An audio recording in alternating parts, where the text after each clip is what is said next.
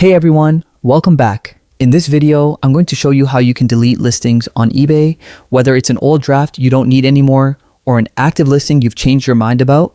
Keeping your account clean and organized is always a good idea. Let's jump right in. First, log into your eBay account. Once you're signed in, navigate to the top right corner and click on My eBay.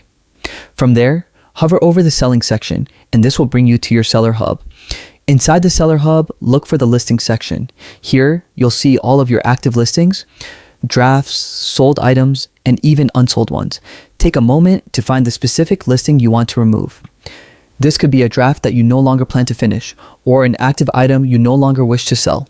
Once you've located your listing, click on the small arrow or options menu next to it. If it's a draft, you'll see an option that says Delete Draft. One click and it's gone. If it's an active listing, the option will appear as End Listing or sometimes Delete Active Listing, depending on the status. Clicking this will officially remove it from your live listings. Now, there's one important thing to keep in mind. Fixed price listings can be ended at any time. However, auction listings have a few extra rules.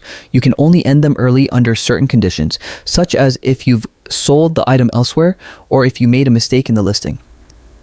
If you're not sure, eBay provides clear guidelines inside their help section.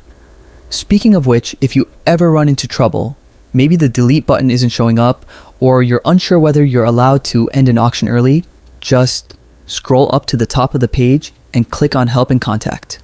eBay has detailed step-by-step guides and answers for all kinds of scenarios. And that's really all there is to it. With just a couple of clicks, you can delete drafts, end active listings, or clear out anything you don't want showing in your account. Hopefully, this tutorial made the process easy for you.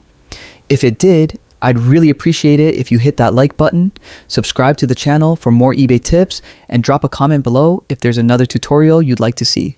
Thanks for watching, and I'll see you in the next video. Happy eBaying!